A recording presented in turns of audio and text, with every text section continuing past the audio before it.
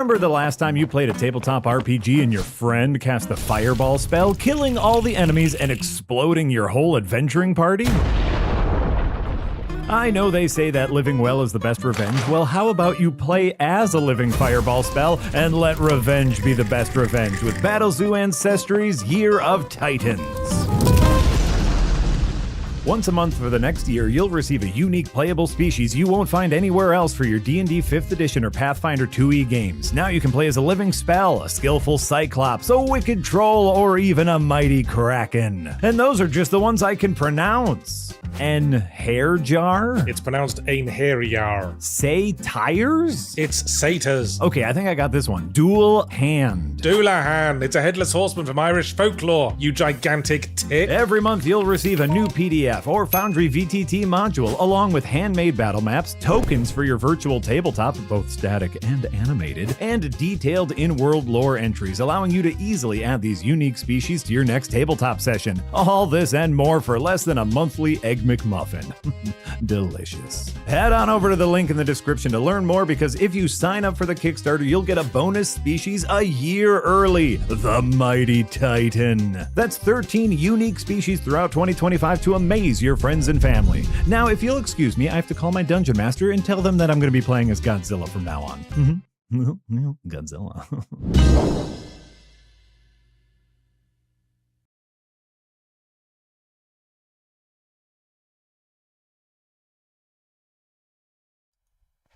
All right, I guess we're just going live right into it. Hello, everyone. Welcome to Roll for Combat Live. Breaking news. Yes, it's all going to be related. I don't know, there's people showing up. So I was going to talk a little bit about sales and how it relates to Dungeons and Dragons and how the brand is changing. There's a whole bunch of things I was going to talk about. But it's all related because it turns out there's actually breaking news that just happened today.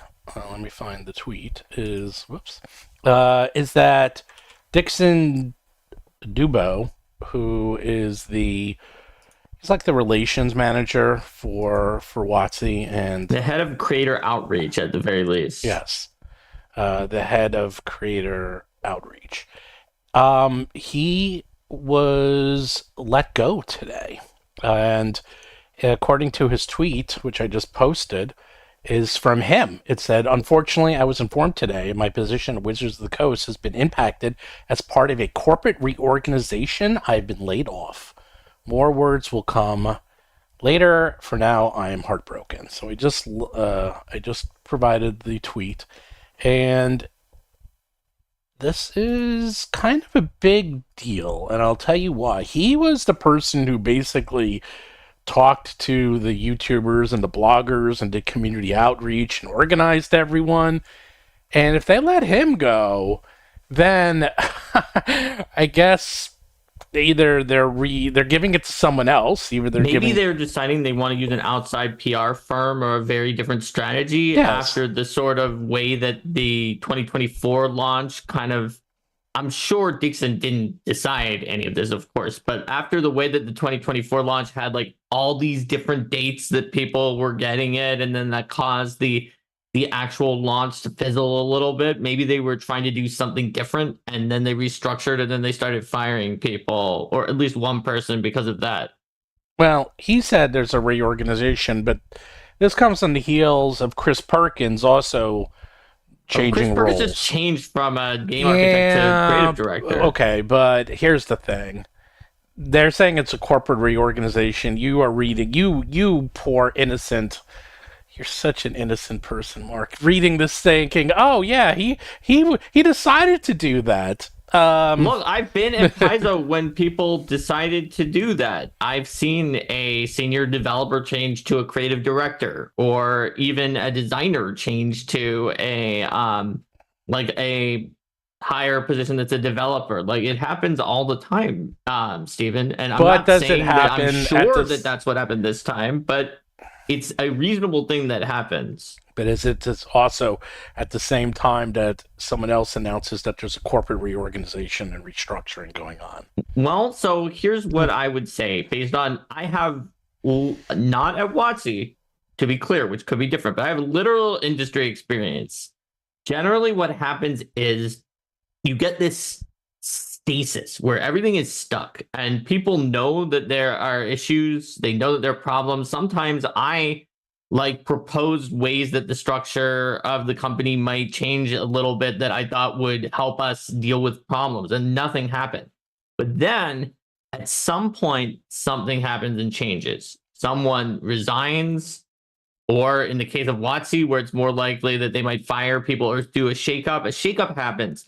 And once a little shakeup happens, a big shakeup can happen too. Like I've seen a situation where like one person resigned who wasn't even like that high up in the hierarchy, and then that led to a massive shuffle of the entire hierarchy at Paizo because all these other things that people wanted to do or that could have been a beneficial change all kind of were done in one measurement so that the repercussions could be dealt with both financially and structurally at the same time. So I'm not saying I know that's what happened with WoTC because obviously I don't have an inside source who's telling me that. I'm just saying I've seen things like that happen, and I wouldn't read into Chris Perkins's change being connected personally. On top of that, you also have the whole thing going on with Magic the Gathering, which has become, I mean, we haven't been talking about it, but this is a major, this is their bread and butter. Like, you know, D&D we talk about, but you know, D&D is small potatoes. It's like maybe 5% of what WoTC makes. That thing with Commander where the harassment led to like WoTC directly taking Commander, like that was bigger news way bigger overall in terms of actual WoTC than any of these D&D things that we cover for the most part. But the point is that they have been, Commander's interesting because they started to allow outside people to start to manage Commander, and they didn't really have a hand in it, and they were kind of outsourcing all of this. And I have a feeling, and the person who was let go was also someone who was going to outside sources. And I wouldn't be surprised. It is cheaper to having community help you and do things, but you lose control. That they are part of this quote reorganization is they're like, you know what? No more outside people. No more of this trying to, you know, they're probably looked at. I wouldn't be surprised if they looked at the sales numbers of Player's Handbook and they see how much work they did on outsourcing, and they looked at the ROI and said, not worth it.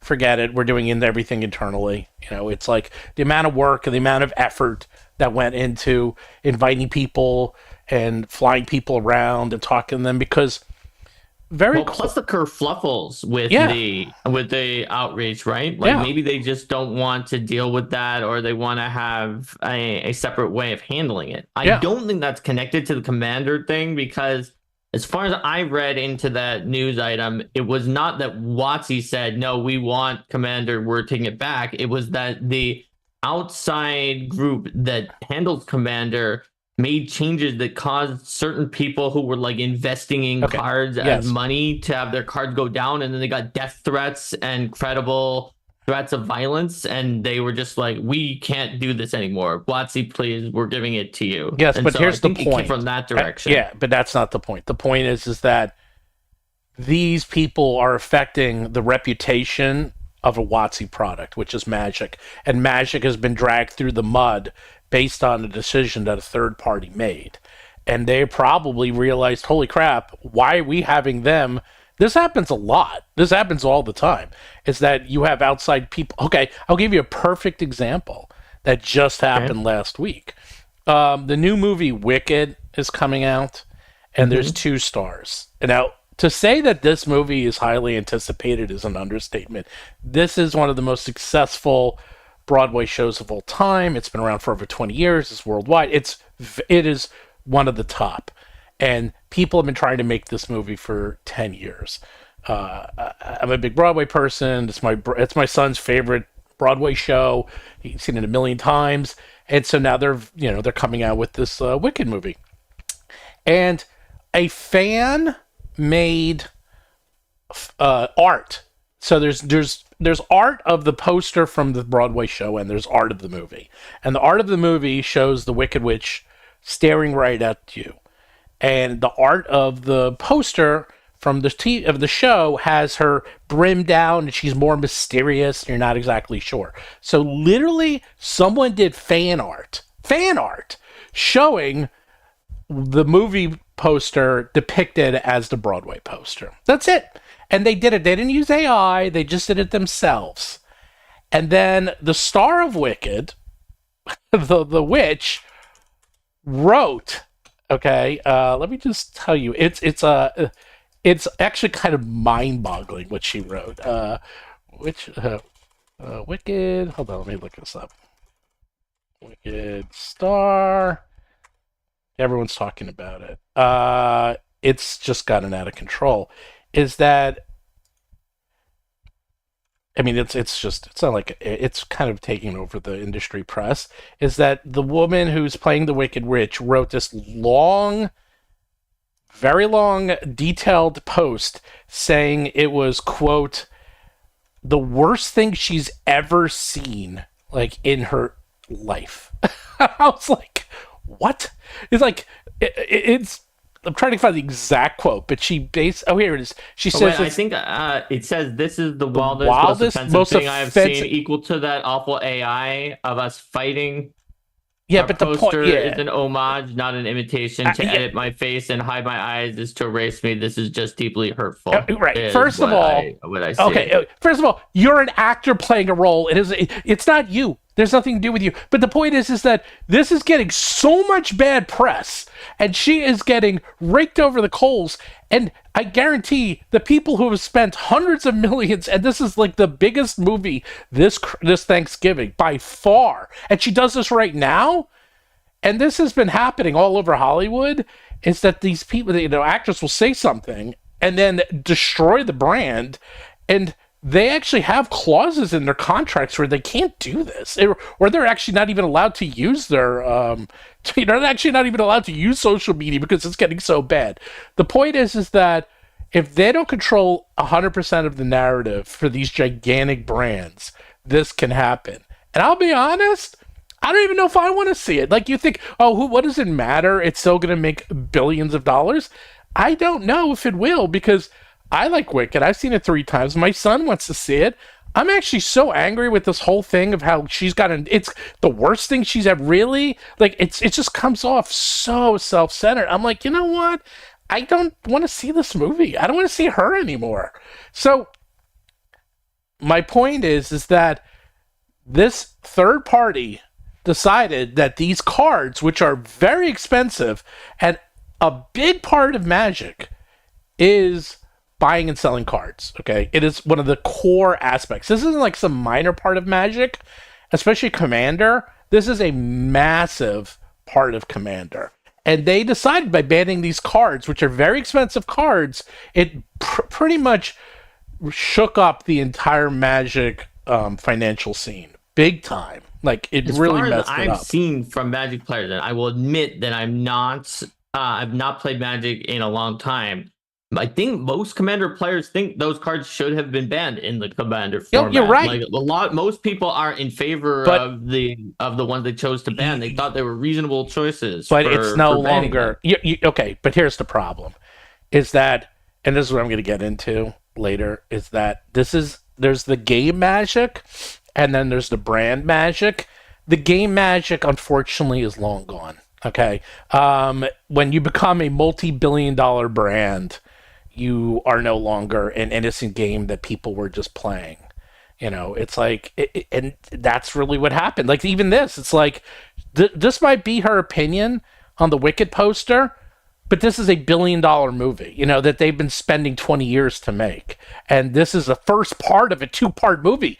And they're going all out. Because the way movies now work is that very few movies can become breakthrough, like Barbies and Oppenheimers, and they're betting everything that this is going to be that movie.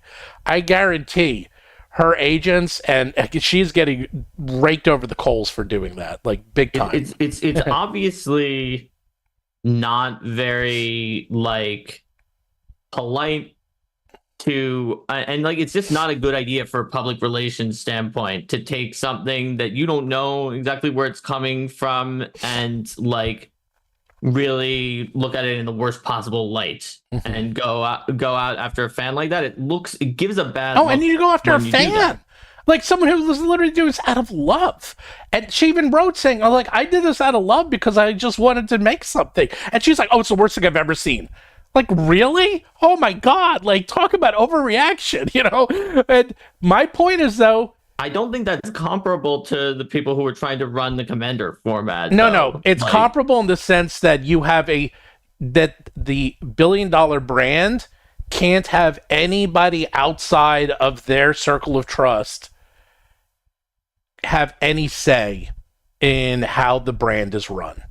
You're saying that there was too high of a stakes for Magic the Gathering as a brand, and therefore having these people who aren't wizards do it, even if they love it, even if they do a great job, even if they do a better job than wizards would have done, it's too dangerous and volatile for reasons such as what we saw, where people were having the death threats and the other things like that. 100%. Yeah, that's all it's really what it comes down to, is that it's too big, and they can't afford another mistake.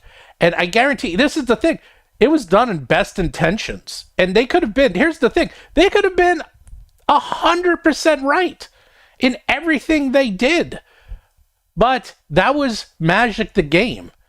When you talk about Magic the brand and Magic the financial service and Magic that support, all these other people that support Magic, well, guess what? Then they're in real trouble. The brand can take a massive hit because of that. And this has happened constantly. Like, this is not something new. This actually happened with Marvel. This is how Marvel went out of business and went bankrupt.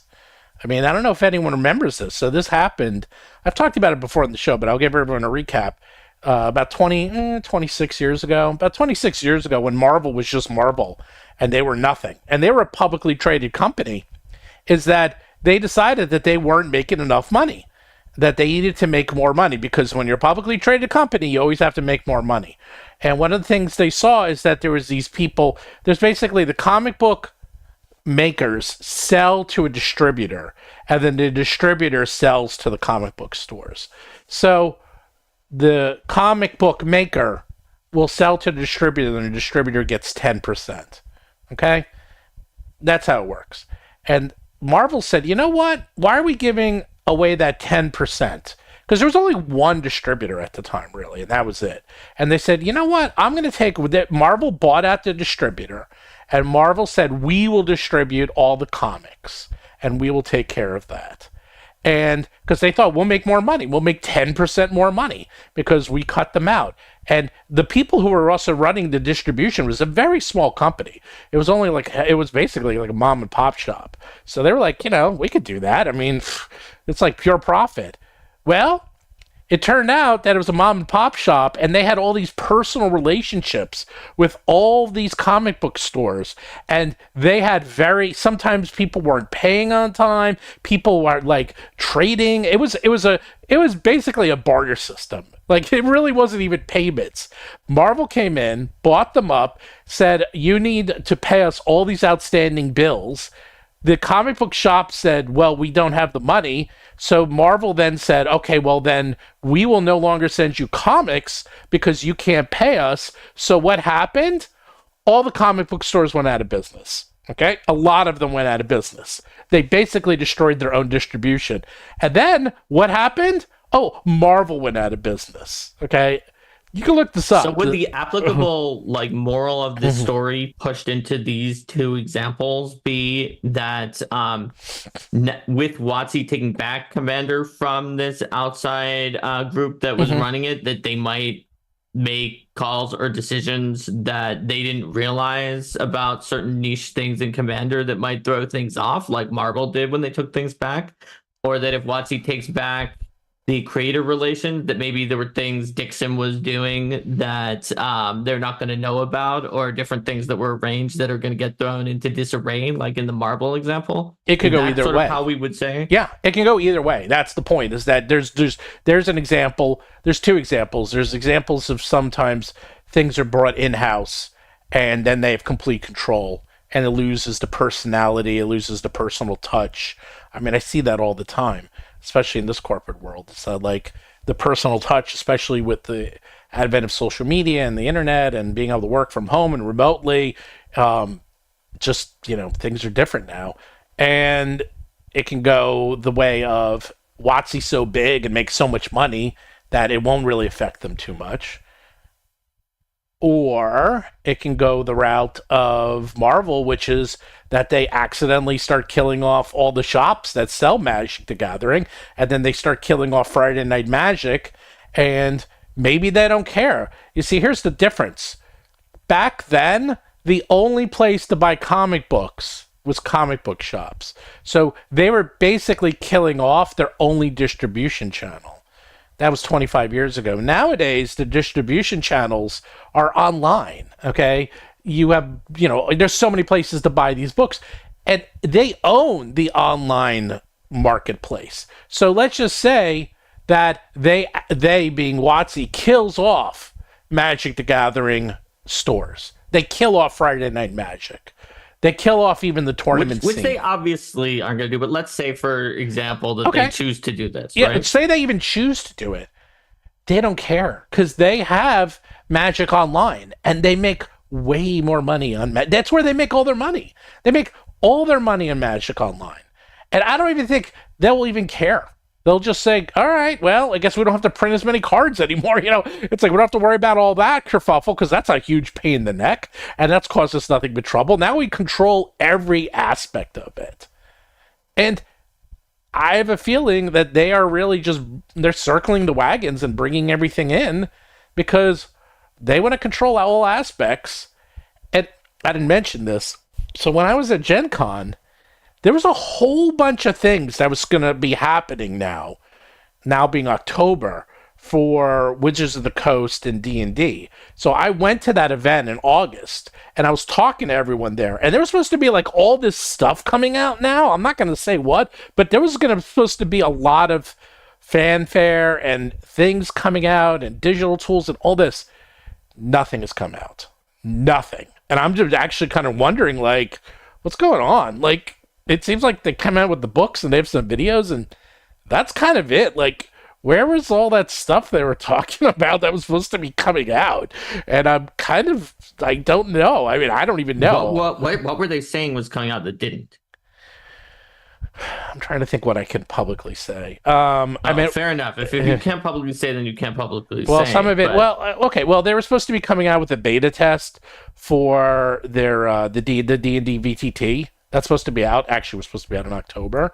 I mean, it's still October, but the beta test is still not out, and I'm kind of surprised. I mean, I guess when it comes to computer-based stuff, I always expect. I know, but it was supposed to be out. To miss deadlines. I know, but it was supposed to be out last year too. I mean, it's been delayed for years now. It's not been delayed for months. It's been years delayed, and you make a fair point, Steven. Yeah. So, and there was other things. If it's been years delayed, how come you were so sure that October, that this time was not going to be Lucy pulling the football back? Because I've been talking to the development team directly. Oh, fair enough. And it looks like it's really close. Yeah, and they're great. I mean, actually, they're great. I've been talking to them.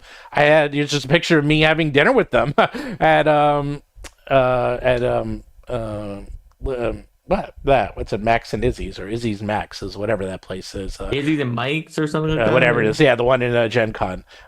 So, yeah, we had dinner with them. The point is that, I keep saying that. The point is that I wouldn't be surprised. They do this every year. I mean, you know this, the Christmas firings at WoTC. Why don't you tell people? I've been talking a lot. Why don't you tell people what the Christmas firings were? I mean, it was famous for a while. Right. And it's not only WoTC that does it. A lot of corporations do it so they can juice up the books at the right time. Because it helps them for the end of the year, and because people were about to take time off, so they weren't going to get work done anyway. If you're going to be like a ruthless corporation, then that's usually when it happens. And back, in 4th edition, 3rd edition, even before that in D&D, it was very common in WoTC that you would have these major firings during the holiday season. You would see it like many years. There was actually a pretty decent gap during 5e where they didn't do it. And so people were surprised when it happened again last year. And for me, it was more like, yeah, they really didn't do it for a while. So people got used to it not happening. But like back when I had started working in the industry, that was around the time when it was very common that it would happen. Mm-hmm. So my point is that I wanted to talk so the original topic was I was going to talk about the sales again a little bit, because I just wanted to say sales version 10.0 video. Well, no, it's not related. I'm going to say why it's related. Is that according to BookScan, as of today, in 1 month from September 15th to October 12th, the D&D Player's Handbook 2024 edition has sold 8,277 copies. Now, that only includes big box stores. Right. It does not include the trade stores. It doesn't include the flags. It doesn't include hobby stores, all that stuff. It doesn't include Amazon. It doesn't include Amazon. Sales. It does include Amazon sales. It does include Amazon? It does include Amazon I thought sales. Amazon was one No, of their... it includes Amazon sales. Are you sure? Yes, 100%. It Okay. includes Amazon sales. Fair enough. That's the scary part. People are like, "Oh, that's including Amazon." That's not what I remember when we looked at them the last time. No. But maybe I misremembered that. But no, it's Amazon. It's that indicates to me, when you combine that with the fact that they've reported a high number of sales on their end from sources which includes digital, right? From sources no. They didn't give their source. Well, they didn't say, right? No, they didn't say. Therefore, they never gave a source. They just said include digital. No, they said the brand. They said the brand sold more than ever in history. The brand. The brand could mean anything. Sales could include pre-orders. Sales could include digital. Sales could include... Steven, when you have a new edition / not edition coming out, the sales are not going to mostly include old, obsolete material from the previous edition. Of course not. But my point is, get most of them, them, but right? They're selling everything online, and they were selling a book and digital combo. Those are two different SKUs. That's 2 sales. So that combo is not 1 sale. That's 2 sales. Right. They were doing pre-sales. So that seems to indicate to me that they're changing their strategy, and they're changing where things are at. Like, we already knew from an earlier episode that they got rid of, which publisher was it that they were working with before? It was one of the mainstream. Penguin. Was it Random House? Penguin. Yeah, they got rid of Penguin, right? So It seems like they're doing a realignment of where they are placing the product in a way that perhaps to get themselves a higher cut of the pie. Yes, because the more of the products that they sell themselves, the higher the percentage of it that they get. By the way, here it sounds like to me, if they've gone down in places where they have a worse margin, but they've gone up in places where they get a higher margin, it seems like they're chasing after high margin sales. Completely. Digital sales. Oh yeah, completely. So BookScan, I just posted it. It includes Amazon, Barnes and Noble, BJ's, Books A Million, Costco, GameStop. I'm just listing the big ones. There you go. So it does include Macy's, Amazon at the very least. Sam's Club, Siegel Books, Staples, Target, Walmart. I mean, this is what you call big box. So, I knew about all of the other ones that were on there. I, for some reason, thought that didn't include Amazon, but Amazon, that's a pretty big deal. But no kidding. It's also one of your it's a bad margin at Amazon too. Well, for them, it's a good margin for them because they actually get it's way better. Special deal. Yeah. Margins on Amazon are great. The margins on Amazon, you get basically you get about 75% instead of 50% or less, or 35%. Oh yeah, Amazon gets great margins. Is that just part of Amazon losing money on purpose to expand market share? No, because they get 30%. For less than 75%. No, they get cases. No. This is the thing. They sell, they get less than 50%. I mean, you can sell for whatever you want. They get about 25%. It's like 28 to 20. It's like 23, 28, 30%, approximately 30%. I'm just going to make the math simple. 30%. So if you're selling a $100 book at, BJ's or Barnes & Noble, you're making $35 at most. If you're selling a $100 book on Amazon, you're probably making $70. How about that? That's why you go on Amazon. That's why Amazon's winning. Because it's like they don't take as much of a cut. And they do the fulfillment for you. But Steven. Yes. So I'm guessing this is part of, I know Amazon tries to lose money and grow their market share in certain ways, but they are selling the $80 Player's Handbook for $60 on Amazon. No. It's not they. No. Shh. It's not they. You set the price. I sell stuff on Amazon. I can set the price to whatever I want it to be. Amazon takes a cut of whatever you sell it for. Okay, it doesn't matter. Like, they don't care. It's not Amazon. They don't buy it. It's a Wizards' own. They just take a cut. Amazon, yes, that's how it works for me too. That's how it works for everyone. You see, okay, this is how bookstores work. Bookstores want 100 books, so they buy 100 books. They then have to sell those books to make money. The way Amazon works is Amazon. They can hold your books. They do store them for you, okay? And they will fulfill it for you. And there's a very small fee for that. It's very small. It's like pennies. But they make a sale on everything you sell, and they make a percentage, no matter what. But they don't buy anything. They just hold it, okay? That's all they do. So if you want to make the price $100, they get 30%. You want to make the price $10, they get 30%. They don't care.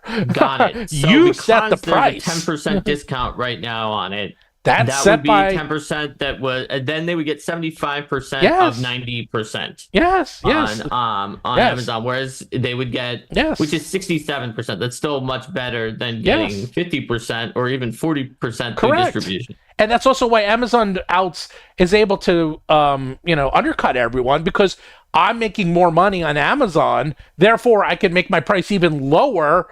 Think about it, than Barnes & Noble and all these other places, because I'm undercutting everyone. This is why Amazon owns the world, okay? Because they figured out how to undercut the entire world. And the only two people who win are the people who are selling and Amazon.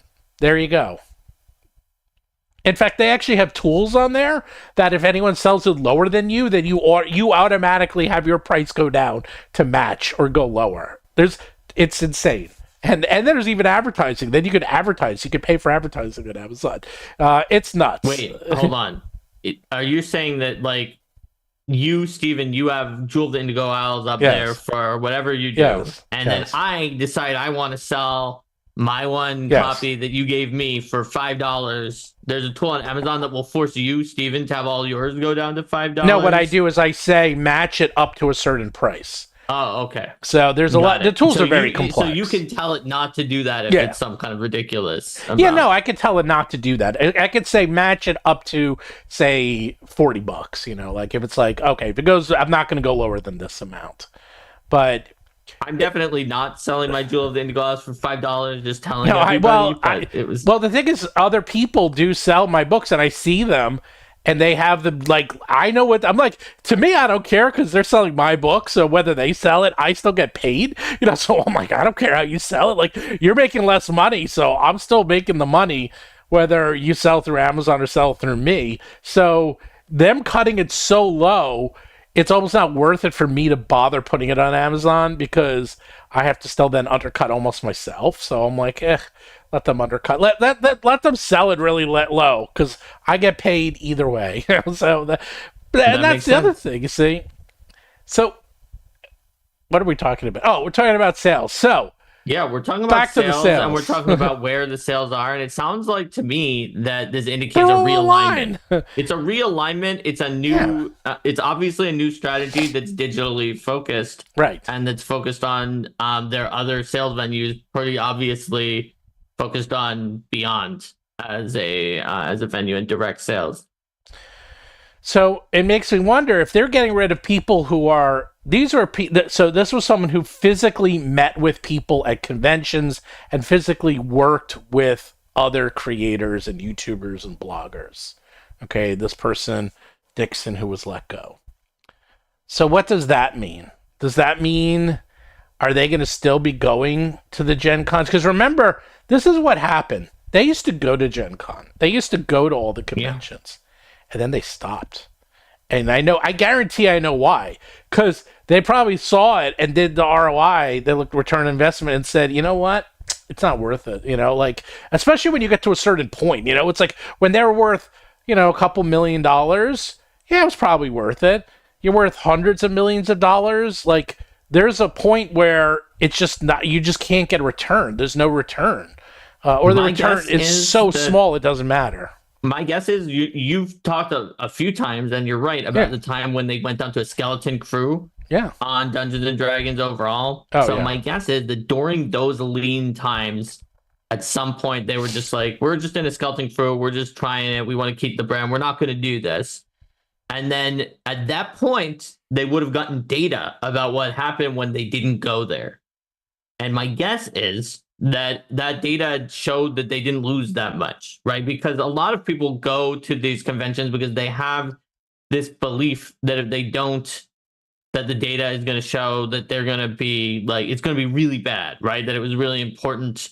And you do get sales there. You do get a decent number of sales there, but it's also expensive. So my guess is that they accidentally, by pulling back that year or for a few years, got data that showed that they didn't really have to go there after all, at least for the number crunchers. And then that made it more difficult for people who wanted to culturally go there for just getting in the zeitgeist and for like being a part of the community to push back and say we should go there for that reason, because they couldn't also justify it by saying, well, we have to go there because otherwise we could be losing a lot of sales since the numbers were there. That's my guess, at least, about Gen Con. It is not full of insider information in that case.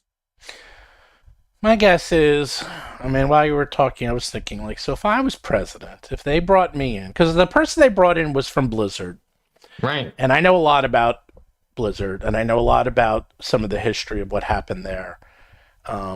And how, because they were these are very similar companies, because Blizzard started off as this company that was really fan specific, that was really tied into the fans and into the zeitgeist. And they used to go out like when World of Warcraft came out, they went to Fry's and they did a midnight signing where the entire team went and signed the boxes for people. They used to invite all the guilds to the Blizzard offices and like have them try out new raids. They used to do all this. This was very common back in 2004, 2006, around then. And obviously it's a game on the internet, but there wasn't really social media out there, and they had a lot of outreach. But then something happened, and there was this thing called Dota, and suddenly fans were making mods for Warcraft that were more popular at doing really, really well, and Blizzard's like, wait a second, we don't own this. And so then things like League of Legends came out, which is based off of a free mod that was designed for Warcraft, and they're still around and make billions and billions of dollars. And suddenly Blizzard went, wait a second, we gave all these tools to everybody, and all these successful games came out that we have no control over, but they're still using our brand. And they probably thought, well, it's good because they have to still buy, Warcraft to then play this mod. But then what happened is League of Legends came out, which was free, and no, you don't need to buy Warcraft anymore, because now derivative games came out based on the very popular game. And this still happens to this day. And WoTC, I got funny there. Blizzard got very conscious of this and started to go, whoa, whoa, whoa. And then they tried to come out with their own version. Hold on. Yeah, I'll talk to you, Mr. Blawface, in a second. They came out with their own versions, and they were doing everything they can to sort of control the narrative and no longer let this happen. to somewhat success, to some limited success. Blizzard is not what Blizzard used to be. Blizzard now is a very corporate identity. Like, they need to control everything. In fact, that's what even happened to World of Warcraft, is that people were making classic WoW servers where you can play the original version of WoW on these illegal classic servers. And they even have a quote from BlizzCon where they said, "You will never, ever, ever we will never, ever, ever like come out with a classic version of WoW. It will never happen." I mean, they were emphatic. It was like 10 nevers in there when they came out with classic version of WoW, because they realized, you know what? Can't beat them, join them, and it was a huge amount. Like, that was not something simple, by the way. This was not like, because it's, one thing to come out with free fan servers, another thing to make coming out with a paying product. And the classic WoW probably does as well, if not better, than retail WoW right now. Like, I'm still somewhat tied into the WoW community, but that kind of saved their bacon. But there's an example of all these fan-made products, or in this case, an illegal fan-made product that was put out, shown there was a market for it, and then the corporation said, "Thank you very much, we'll take it from here," and then they took it over. So, Steven, a super chat from Derek said, isn't that kind of what Pathfinder First Edition and some of D20 systems did in Third Edition, moving over to Fourth, is similar to that with the classic WoW situation? Yes, except for a few things. First Edition Pathfinder, and even first Pathfinder's not big enough, but Fourth Edition D&D, we weren't where we are now. D&D wasn't a billion-dollar brand. We didn't have Stranger Things. We didn't have Critical Role.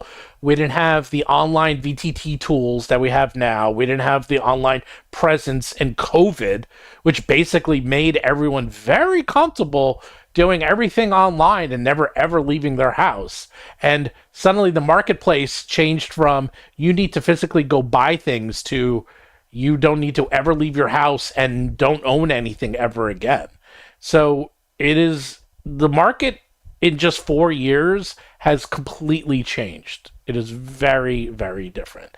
But Mr. Blotface said Mr. Blotface said that Wizards doesn't need to go to the con because everyone is playing their game anyway. Or their games. Yes, anyway. But you can't, it's one of those weird things. Think about advertisers, okay? Think about it. I actually disagree with you, Mr. Blotface. I'll tell you why. Think about advertising. How many times do you see trillion-dollar brands, billion-dollar, trillion-dollar brands advertising? And you're like, why do they even need to bother? It's like, we know who they are. It's like, we know who Amazon is. We know who Coke and Pepsi is. Like, why bother advertising?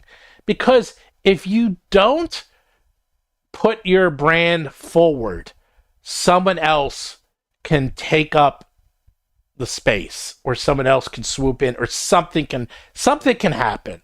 Like, you basically have to always run offense. And if you don't run offense, you might end up running defense one day, and you don't want to be running defense.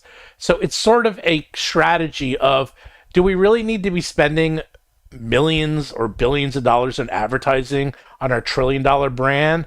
Not really. If we stopped advertising today, it probably wouldn't affect our bottom line by a single penny. But you never know. It's like someone else could come up out of nowhere and suddenly you're not prepared for it. So you always want to have boots on the ground. You always want to have a presence. And so let's connect that back into the confirmed layoff of Dixon, who was sort of the head of outreach. Mm-hmm. So based on my experiences, at least, and to be fair, my experiences at Paizo didn't have a lot of layoffs. They more had like people who just resigned due to various situations. But based on my experience of moving and shifting things around, now that they've done this and they've done this reorganization, it seems to me that it might either imply that they want to perform a new strategy where maybe they have an outside firm or a different department within their own company do that task. Yes. Or B, like you were saying, Steven, it's possible they want to just not do that task Right. and see what happens if they don't do it, if they maybe don't have to do it, think it wasn't giving good enough returns, or think it was getting them, bad press from the mismatch of communication when they tried to get creators to talk about the book, but then wound up giving copyright strikes to those same creators. Exactly. Yeah, I mean, it goes back to, so the whole reason I was talking about Blizzard, so the new president is from Blizzard, and he was around during this time when they basically went from a very fan-focused company to a we do everything in-house corporate identity. And that could have been one of the main reasons they hired him. And I see them moving more and more towards that direction every day. And I have a feeling if they become like Blizzard is now, like, BlizzCon, they used to have BlizzCon every year. Well, yeah, they don't have BlizzCon as much. I think they kind of have it. They have it every other year or every couple of years. They have become less, focused on the community than they used to be. Because also, when you get that big, it gets very hard to get focused on the community. And they're not the only one. Disney, they've been dropping the ball too. They used to be very community focused. They're dropping. Actually, a lot of companies, now I'm starting to think this through, there's a lot of community-based companies that are just, I think it's a combination of that it used to be one-way communication. That's actually why E3 stopped. Okay. I know I'm all over the place, but it's all interconnected, and Mark is helping me organize my thoughts. But I'll give you another example. So E3, which was the gaming convention in LA every year, and every single year I would go to E3 back when I was in video games, and it was pretty much one-way communication. Like, the organizations would be there to show off their games, and they would invite the game journalists, and the game journalists would always talk about them in, like, positive light, pretty much no matter what. But then around the early 2010s or so, blogging became very popular, and social media became very popular, and I've been going to E3 pretty much since like the second or third one when it was in Atlanta. And E3 actually doesn't exist anymore now because everything's online. So the only way you can find out this stuff is actually go to these conventions and go and then report on it. And then you would actually have to do this thing called buying magazines or read about it online afterwards. And the amount of press was a very small number. We're talking about not even 100, like, maybe 100, 200, like, it was a very small number. But then once blogging got popular and Twitch got, like, all the, the social media got popular, I remember going to E3 and there was thousands, thousands of people, because everyone who had a channel and everyone who had anything suddenly could get invited and talk about E3. And what happened is that, I'm trying to think. It was Sony. Yeah, Sony had a really bad showing at E3, and Microsoft had a fantastic showing. It was Sony, and there was one other. I can't remember who the other one was. There was EA. It was EA and Sony. They had really bad showings at E3, and for the first time ever, they couldn't control the narrative because they only had, there was only like 100 people and they could control them. Now there was thousands of people. And they got ripped to shreds. And people who are in the video game industry remember this. Sony got destroyed by their presentations. And E3 did too. And E3 and Sony were so mad, they said they weren't going to go back anymore. Like, we're picking up our stuff and we're not going. Because this is like, we got bad coverage. Because they couldn't control the coverage. Microsoft, on the other hand, went the exact opposite way. Oh my God, was Microsoft good. They invited everybody, including people who were like kind of nobodies, just had their blog with like 100 people. They would invite them to parties. I've told these stories. They gave out free Xboxes to people. They were giving out like swag. They were going to parties. They were giving you free food. You were going behind the scenes. They're inviting you to private sit downs where you can play the games. And they wrote about Xbox like it was the second coming, man. And I was like, that is the difference. Is that you either can try to play the old game, which is we control the narrative and ignore the, everyone else, or you do the Microsoft way, which is just wine and dine and make everyone feel great. And right now, we're at this point where there's so many voices out there. I mean, look at us. I mean, who are we? And we have, 350 people watching us right now. It's like, who are we to talk about this stuff? But we have people listening to us. And they can't control. They, being WoTC, can't control what we're going to say. But you know what? You look at someone like Nintendo. Let me tell you, Nintendo controls everything. No one talks about Nintendo without them being told what to talk about, okay? They have unbelievable control of the narrative. Microsoft actually is really good at controlling the narrative. A lot of those big, actually, now I'm thinking about it, all those big digital firms or software companies, they're very good at making sure that only what they want to come out comes out. And I think WoTC has decided we can either be a fan-based game company like we used to be, or we can become a corporate identity that we control everything, we control the message, we control what comes out, and you just get what we give you, and that's it.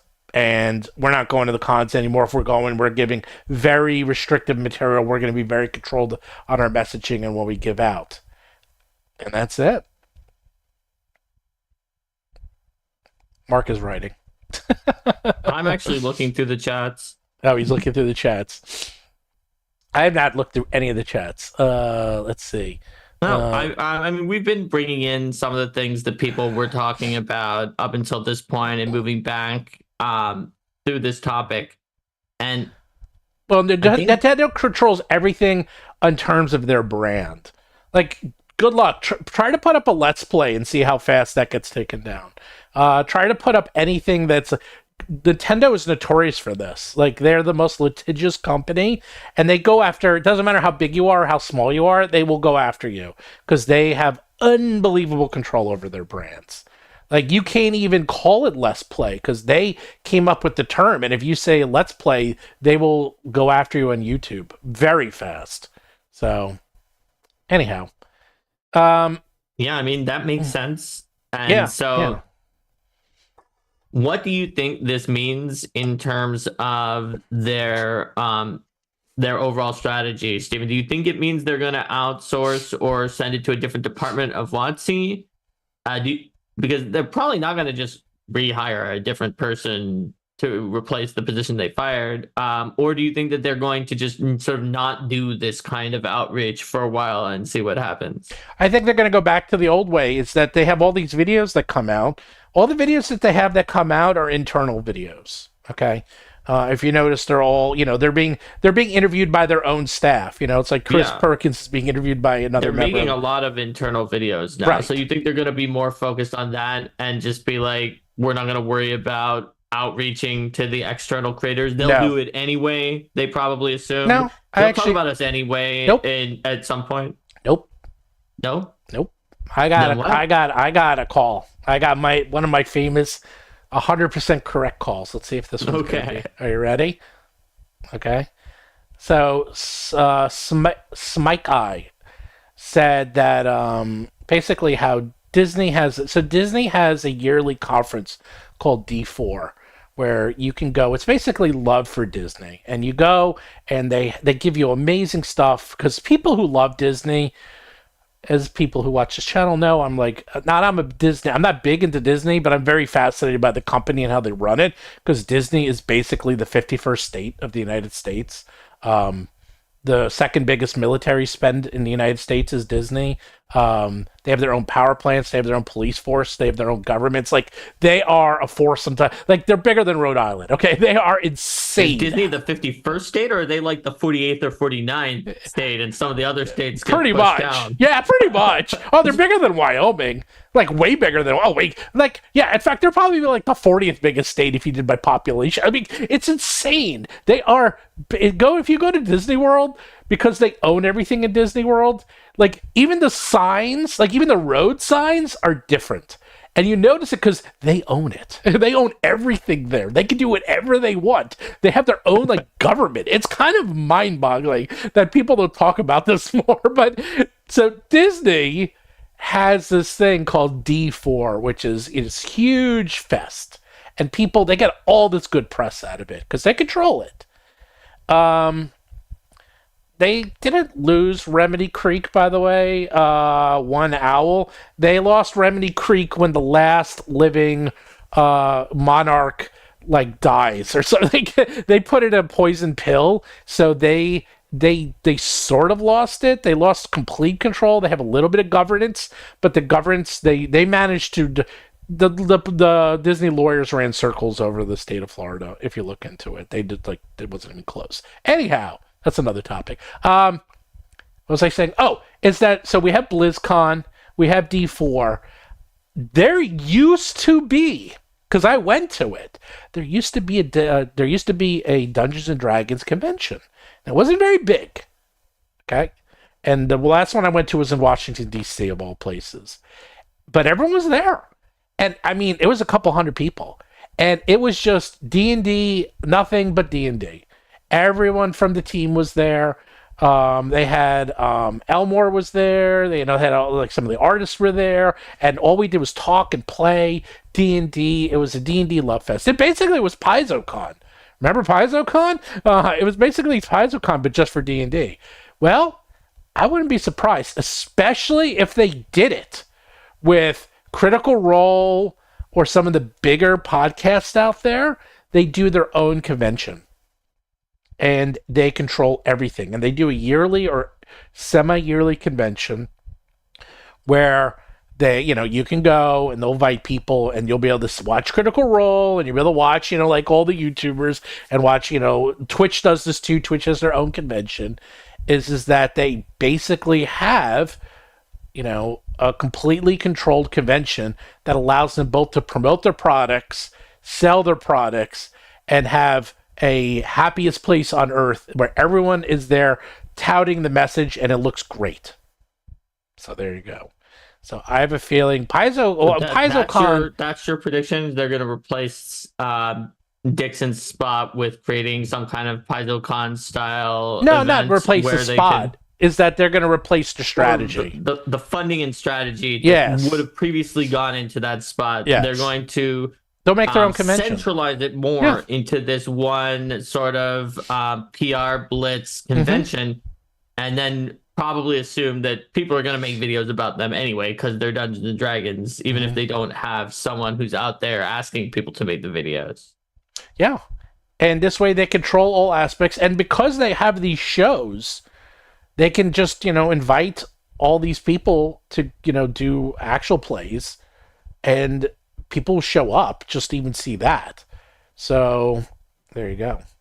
And then we used to have this. That's what Gen Con started out as. That's the most ironic part. Gen Con was basically this. People hanging around playing D&D.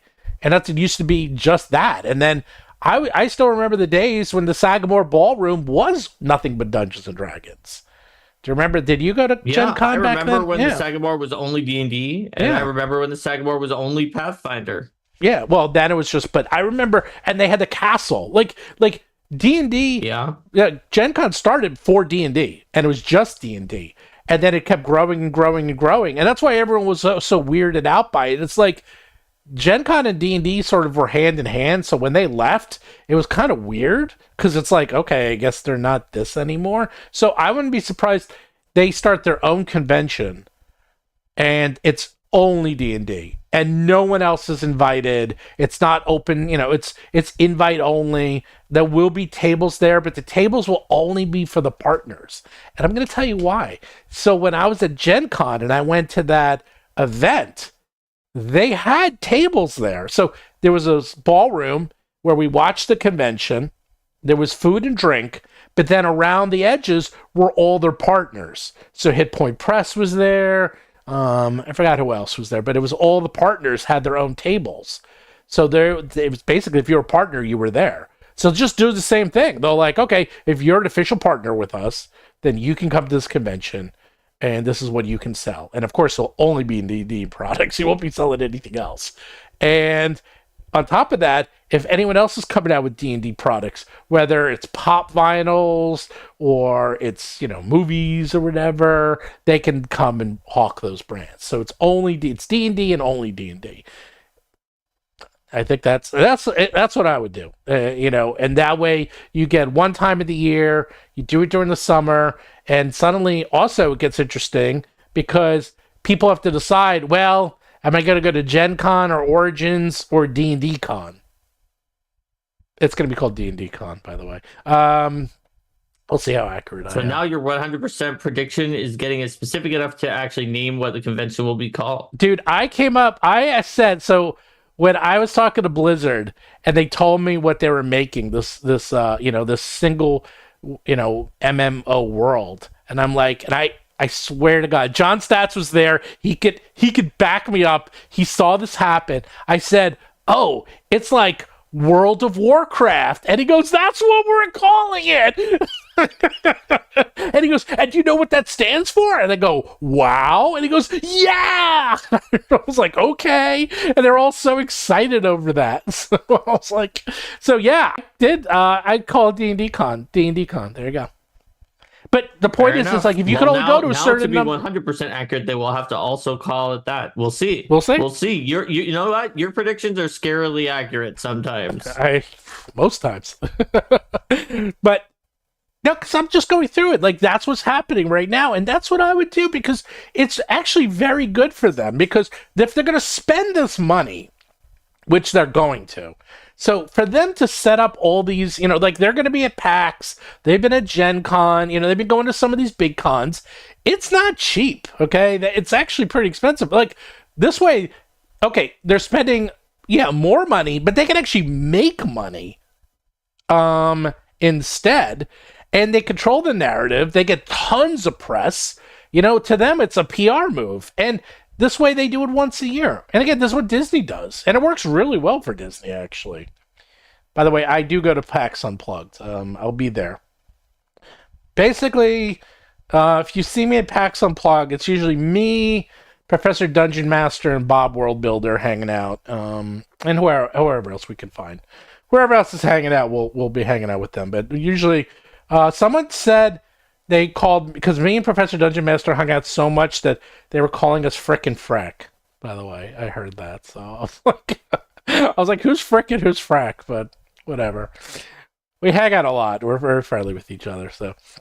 All right, I ranted a whole bunch. You're very quiet, Mark, because you can see I had a lot to say on this topic. You know a lot more about some of these kind of corporate things, so I try to chime in when it leads towards like structure of RPG company questions that I've seen before with Paizo, but for a lot of these things, like, I don't know what marketing strategy they're going to use. I can see the allure of having a True Believers convention. Oh yeah. I can tell you that going to those kinds of conventions, they're so fun. It's so great to be in a convention where you're there with all the people who are excited about the one thing. There's something special about those kinds of conventions, even more so in some ways than the giant ones are special in other ways for being really big. But there's something special about those focused conventions on one topic, and everyone there is a fan. Yeah, PaizoCon was ridiculously fun. It was so much fun back in the day. I loved going to Paizo. It was my favorite. Like that and Gen Con were my two favorite conventions. First it was in Seattle, which was a great city, and then you were all there, and we were just playing games with each other. It was so much fun. One more fun, and then we had the banquet. The banquet was fun, and everyone's there. It's like all we're doing is talking about Pathfinder, like nonstop. Like it was great. I really was upset when they canceled that, but I mean, it exists, but it's online only now. It's not even. Yeah, it's not the same. It's not the same thing as when it was also in person. Yeah. To be sure. Yeah, no, it's completely different. So Mark T sent a super chat that said, "You know what I'm excited for? Mimic boxes." Yeah, they started to go out. I gotta check. Linda was just so excited for our Mimic box that on one of our recent Arcade Market episodes, she went back to our room and brought it out to like show it to people. Hello. She also, by the way, she called our Mimic box her Mimic box. She was like, "This is my Mimic box." I was like, "I thought this was our Mimic box," and she's like, "Not anymore." Jesus, it's kind of rude. Hello. So yeah, they're going out slowly but surely. It takes them a while to organize everything. Like I talked to the warehouse, like they have to organize it, and then it's supposed to be going out. I'll double check with them today, but they said they started to ship them. So, and that's for the classic creatures that it went out. But if anyone has any questions, because I've been rambling for an hour, so if anyone has any questions or comments or wants to know kind of what's going on, but my overall take on this is that physical sales, I don't care if you said to me, Steve, my local flag had 250 copies and we sold that in 2 seconds. Great. That's great. You sold 250 copies. A few things. Did they find... Actually, I want everyone who says that, I want you to ask the same store how many copies of the 2014 Player's Handbook did they sell when it first came out. And I bet you they're all going to say, oh, yeah, we had 200 copies and they all sold out. So, or 250, or maybe even 100. The point is that those specialty stores are a wash. Okay, if they sold, and I don't have those numbers, but let's just say they sold 100,000 copies of the Player's Handbook in 2014, that was not reported, okay, in BookScan. And guess what? That means you probably sold 100,000 copies in 2024. Okay, you probably sold approximately the same number. Maybe a little bit more, maybe a little bit less, but it's not like, oh yeah, back in 2014, the game store, that's all they sell. We sold 10 copies of the Player's Handbook, and this year we sold 500 copies of the Player's Handbook. No, that's not. I doubt that happened. I doubt it's that different, that the number of copies sold is going to be more or less close to the same. So that is a complete wash. And the other thing is that, and Professor Dungeon Master brought this up, he brought it up before I could, is that New York City, New York area, okay, the densest part of the United States, the second biggest city in the entire world, has 3 game stores. That's it. Okay? People are like, oh, I go to my flag, I go to my local game store. Well, I don't have a local game store, okay? My nearest local game store is an hour away in Manhattan. And it cost me like $40 just to get there. So I don't have a store. The Philadelphia area has like 3 or 4 game stores. Like this area where I live in a tri-state area in New York, New Jersey. Like there's no game stores here. And we have tens of millions of people who live here. There's... All right, so counterpoint, yes, Steven. Yes. Counterpoint. Yes. The weird way that Wizards did this release encouraged people to find such stores. That's not even because of the fact that if you ordered it from anything that didn't go on BookScan, because Amazon didn't get this, but local game stores and D&D Beyond had different ways that you could get stuff earlier than everybody else.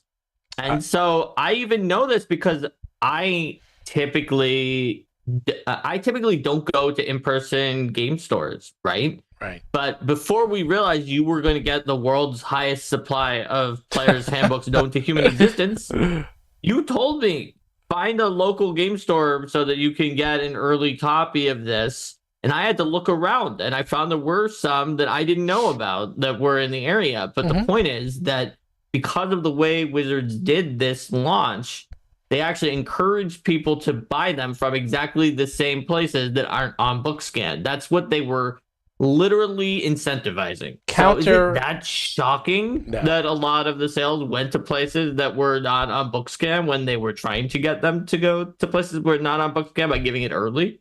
Actually, counterpoint.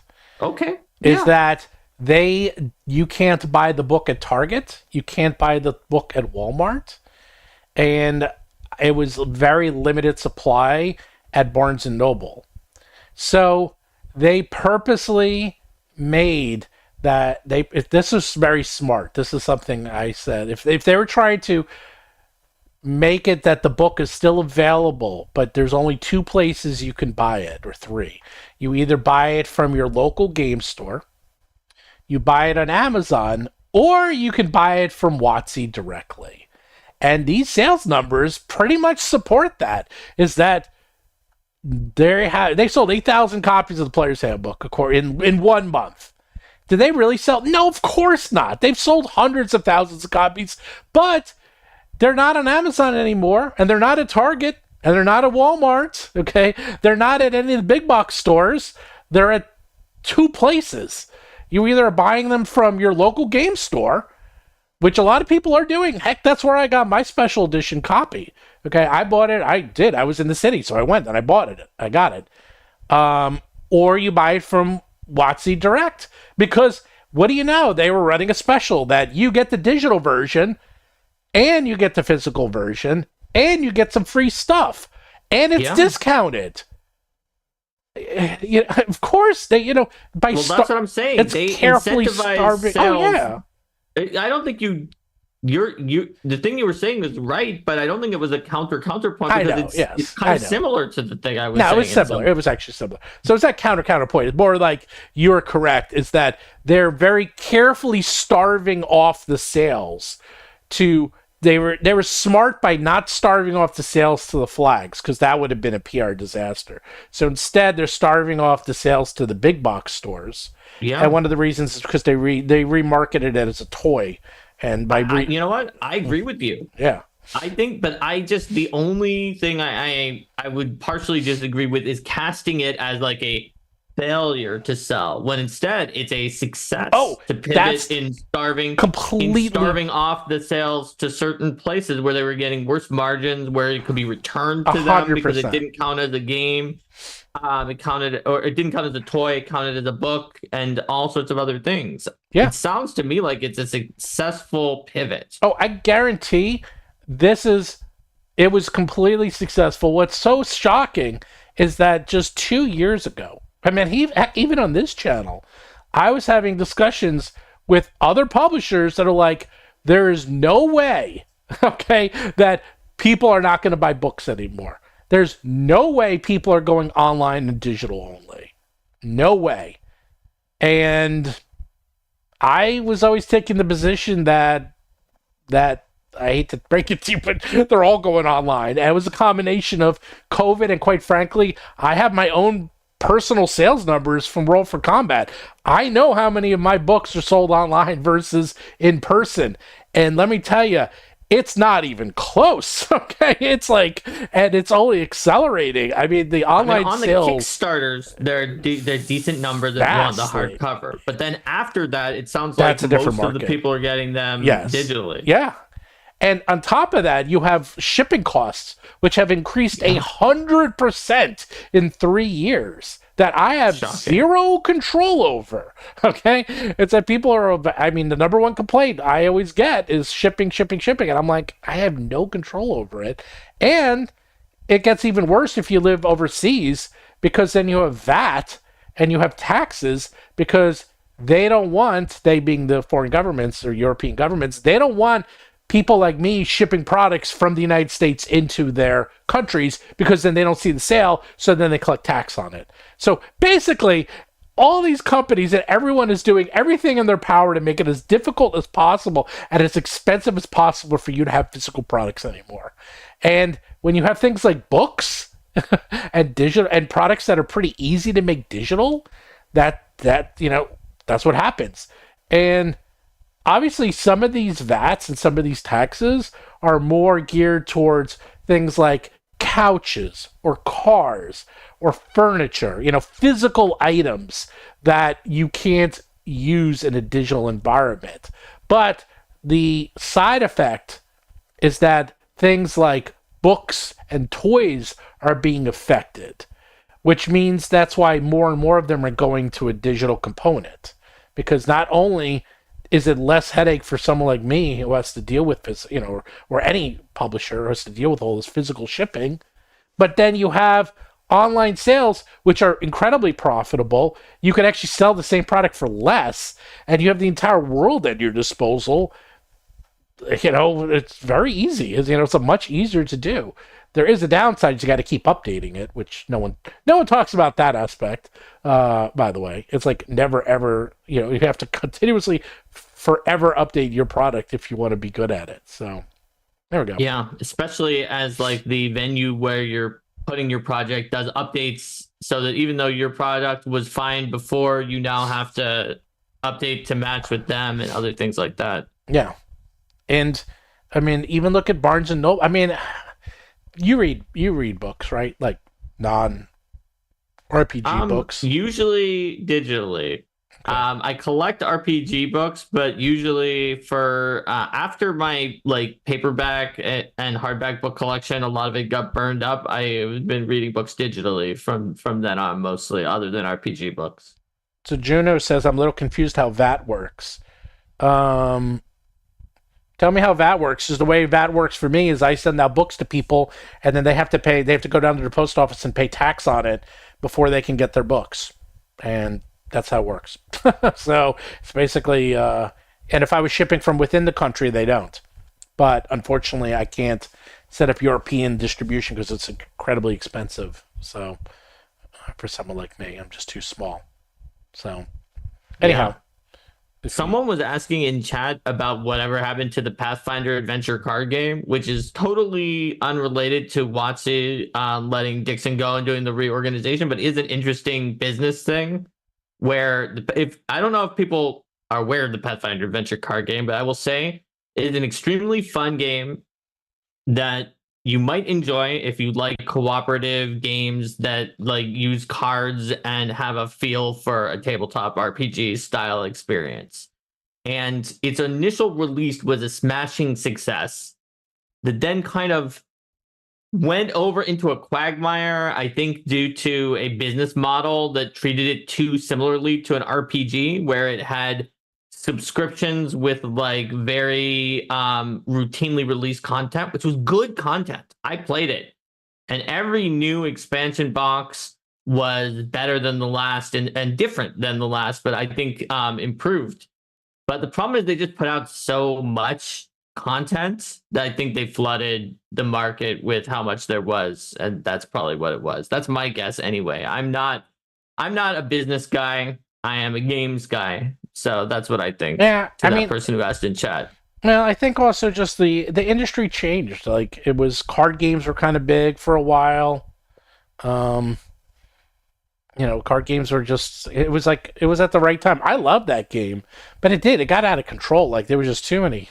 They came out with so many cards. And the other thing with a card game, the problem with a card game is that it's kind of a niche within a niche, and you have to find other people to play with. It's like, and the expansions are a niche within a niche within a niche. That's right. The real issue is that the number of people who were on board for like, whoa, this is like a really different new game, are a certain number. But if you then expect you can get all those people or even more to buy again when you make an expansion or a new version or something new for that game, it actually is going to go down from that point onward. And I think that's what really gets you, is when you start fragmenting into products that only people who previously purchased your product and are really into it are going to use.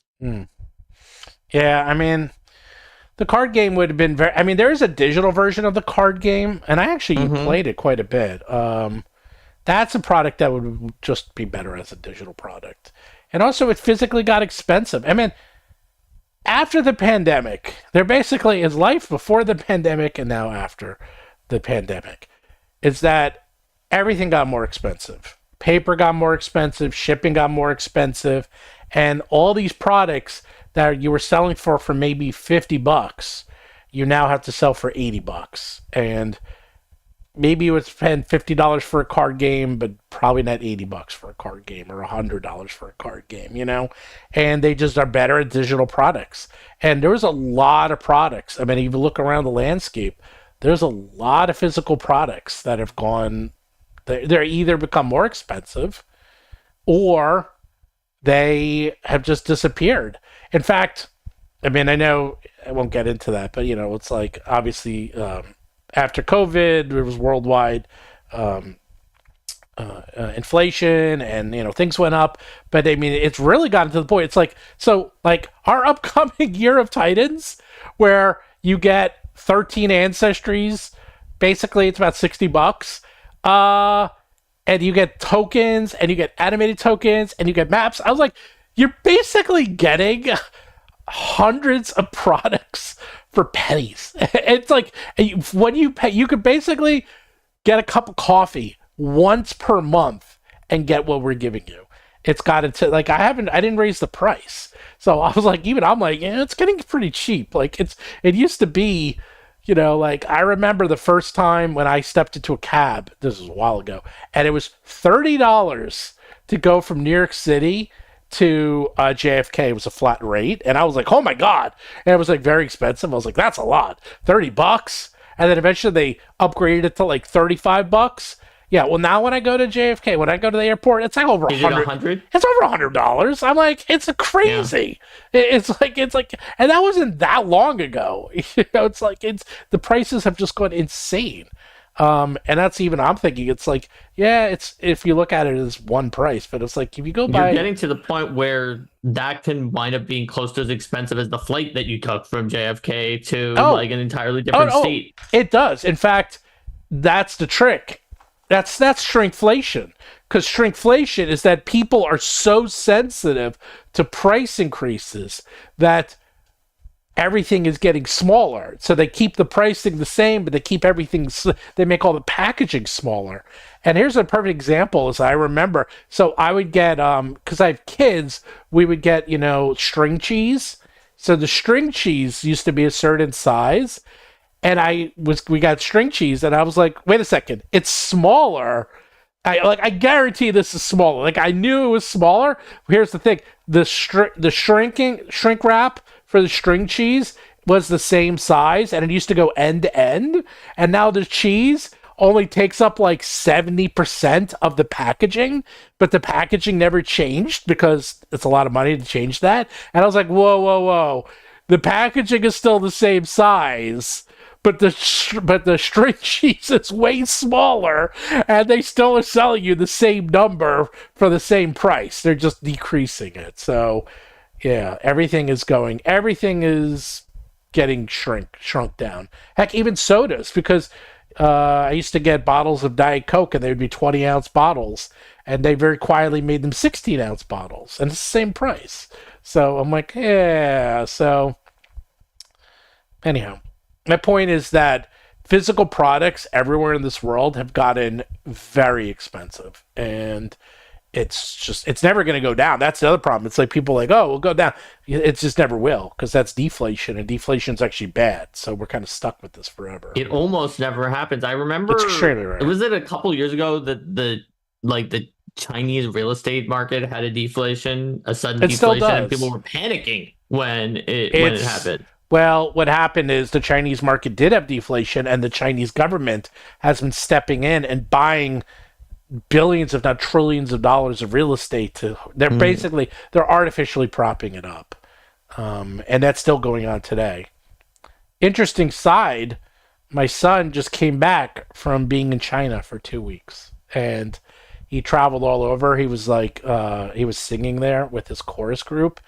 Oh my God, the stories he told me, I don't know if I'm kind of I was like a little horrified how advanced they sounds like. Right after World War II, there was this huge construction boom, and like the United States, went through in the 50s. It's sort of like it just grew tremendously. It sounds like that's what's happening in China now. It's like he was showing the pictures of their schools. He was showing me all these pictures. They were unbelievable. Everything, all their schools were state of the art. All the hotels they stayed in were incredible. Like all the places they were eating, I was like, it was just everything's brand new. Everything looked absolutely fantastic, beautiful. It was kind of scary. Everyone spoke English. He said he was hanging out with mostly other school kids. They all spoke English, which of course is scary in its own right. It's like they all spoke fluent Chinese and fluent English. Their parents did it because he was hanging out with families, and their parents didn't always. Yeah, I mean they have good teachers, and like one of our authors. Crazy. for trolls, for your Titans and other things, like he teaches at a Chinese school English for the students there. They are very dedicated to getting people who really know their stuff to teach that, and to paying a lot to get people to come from English speaking countries who can give a good education in English. Yeah, and in fact, for his group, I forgot how many it was. It was something like, I don't know, 100 people who went to China for 2 weeks. The government paid for the whole thing. So like you want to hear a crazy part? It's an exchange program between our chorus and their chorus. So we went there. It cost round trip to China, to spend 2 weeks in China, to be wined and dined, went to all the best places, banquets. They were on all the news. They saw the pandas. They went to amusement parks. Like they went crazy. Okay, they was like bringing them to the Disney World version of there, like everything. It cost $1,500. That's it, including air. That was basically it. The government spent millions on them to go to this. They subsidized the whole thing. Well, next year they're coming here to the United States. Well, we ain't got no government that's going to be subsidizing them coming. So we're already like, oh my God, they're going to end up like eating at McDonald's and like going to the worst places. Cause it's like, what are we going to do? No. Well, think about it. Cause it's like, we can't ask the Chinese, like they're basically, we're spending like $50,000 a kid to show them how awesome it was, part of a cultural exchange. But they really showed off. They rolled out the red carpet for them big time, and I was like, oh my God, when they come to the United States, they better get some big donors, because otherwise this thing is going to be so. And they're going to be here for 2 weeks. It's like, what do you do with 100 kids in New York City for 2 weeks?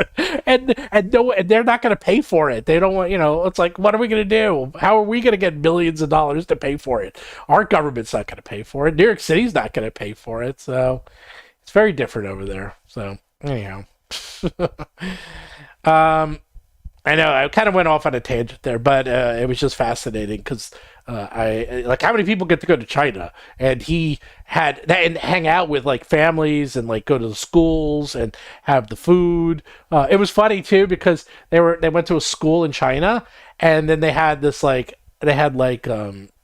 dim sum for lunch. And it was really good, and Adam's like, oh, do you guys eat like this every day? And the kids in the school were like, no. It's like they're like bringing out all the A+ stuff for you guys. I'm like, even the kids, they were like, this is great. We're eating. Even the kids were eating like kids. Kings. The Chinese kids were eating like kings. It was great. Not only that, so in the U.S., they brought gifts for the Chinese students. Are you ready? For the United States, they brought, I kid you not, they brought like bookmarks and shirts. Okay, that's it. That's all they brought. When Adam came home, his entire suitcase was filled with gifts. Everywhere they went, they gave them gifts. And I mean, these gifts are incredible. And they were like, oh my God, we felt like total idiots. They were like, here's your customized panda backpack made out of leather that looks like a panda, that has your name imprinted on it, that you can't get anywhere else in the world, and everyone gets one. And they're like, here's your bookmark. So I'm going to circle back to try to make this not a tangent. And here we go. This is connected to what you were saying earlier about how some of the companies used to have their own, wine and dine, bring people in, get them really invested. And it's the same kind of different, same kind of marketing strategy. Yes. And China is using that marketing strategy. Yep. No, definitely. When I was still a blogger, they would fly me. I told the story. They fly me out like the EA, and it was actually for Lord of the Rings. It was like the Lord of the Rings not MMO. It was a real time strategy Lord of the Rings game. It was actually pretty good, and they flew me out. Now I just went from LA to from New York to LA area or Seattle. I forgot where they are. Seattle. I forgot where they're at, but we flew them. They flew me out. No, they're in Irvine. Yeah, they're in Irvine area. So we flew out there. But then they flew in like all these people from all over the world, and they flew everyone out. And then when we went there, they gave us so much stuff. They gave us Xboxes, they gave us games, they gave us t-shirts. They brought us to medieval times. They brought in actors to play games with us. I mean, it was ridiculous how much they were whining and dining us. It was amazing. I miss those days. God, it was so much fun. I think there's parallels there. Now, there's a super chat from Anthony Peterson who said, as a Pathfinder GM, it seems that Paizo still seems more fan-focused. From your perspective, do you agree? Would love an in-person PaizoCon. I think they are, and it's a consequence of they're not a publicly traded company. And you know what? There are not that many levels at Paizo above the levels that are making the games. There still are, to be clear, but they're not that many. And so even at WoTC, the game designers and the staff who are working on the games are really invested. They love the game, and they love the fan base and are into the fan base. I think at least all the ones I know of and talked to. But at Paizo, since there's not that many levels to go beyond those people, then the company as a whole feels like it has a culture that is closer to that. Whereas at WoTC, when you get beyond the highest ranking person who you can think of who's actually making the game, there's like 6 or 7 levels beyond that before you get all the way up to Chris Cox. And so that is a different situation with Hasbro. I think that's what leads to the company being, for Paizo, being more able to be more fan focused than like a very corporate company that is focused on their investors, because that's who a publicly traded company answers to in the end of the day. So, kind of a semi wrap up, because we never wrap up right away, but a semi wrap up is that I believe that I can't even believe I'm going to say this. Okay, let's see what you say. I think things are kind of going according to plan at Wizards of the Coast. I think they actually, more or less, there were some kerfuffles, but I think they managed exactly as planned. Exactly as planned. Seriously, because it's like all the sales are now moving online. Exactly what they wanted. Everyone is going back to D&D Beyond. Exactly what they wanted. They did their outreach for the 3 books. They're done with that. We don't need to worry about that anymore. You know why? Because we got something coming out called Stranger Things. We don't need to worry about outreach. Stranger Things, the last season of Stranger Things, which is one of the most successful shows in history, not just Netflix, but of all time, and this is their last season. Well, it's the last season before they do spin-offs, but the last season from the core season, where somebody called Vecna from D&D is the main villain, and they're going to be saying the name D&D 1 trillion times there, and all their books are going to come out, and they're going to have all their ducks in a row by the time Stranger Things 5 comes out. Do they really need outreach? Do they even need? No, they do not. They don't. We're a drop in the ocean to them. We are nothing. I hate to say it, but we are. We are nothing. We're nothing but trouble to them. We're not even nothing. We are nothing but an annoyance, a gnat to them that can cause nothing but trouble and put out bad articles and make them look bad. Bring it all in-house. Only put out what we want. Only put out press releases. Only do controlled videos. Don't bother. We tried to send out the books, and then we had Blurgate. So that was a debacle. Don't even bother. That's it. We're done. We're going to bring everything in-house. We're going to control everything. We're going to work with established partners like Netflix, who are not going to screw them. I guarantee you that, where they both know how to control the message 100%, because Netflix is way bigger than WoTC and way bigger than Hasbro, and they have a lot riding on Stranger Things 5. So that is going to be their big strategy. And then maybe, if they feel like it, maybe they'll do a D&D con or a WoTC con, where they have both Magic and D&D at the convention. Maybe it's not just Dungeons and Dragons. Sort of like D4 is all things Disney. It's not just Disney. It's the theme parks. It's the cruises. It's the movies. It's the TV shows. It's everything. In fact, I amend that a little, Mark, is that they would probably also, it would probably be more, instead of D&D Con, it might be like a WoTC Con or something that would also include Magic the Gathering as well. It could be like Wizards Con or Wizard Con. Yeah, WizCon or Wizard Con. Yeah, something like that. Or Coast Con. But you know what I'm getting at. Yeah, but it would have to include that. It would include a couple of their brands. But the point is that they're just moving to a thing where they control everything. And all signs are pointing to that. They got rid of Penguin. Now they publish their own books. Okay? They don't have Penguin anymore. They used to have D&D Beyond was owned by another company. They bought D&D Beyond. Like, they are moving everything in-house. They're moving everything into their control. They don't want anything to be outside their ecosystem. And that is the big buzzword going around these last couple of years is ecosystem. Because if you have people in your ecosystem, it doesn't matter what you sell. It doesn't even matter the product anymore, because once you're in that ecosystem, you'll probably never leave. Think about it. Like, if you have an Apple phone or an Android, are you ever going to switch from one to the other unless you're forced to? Ever?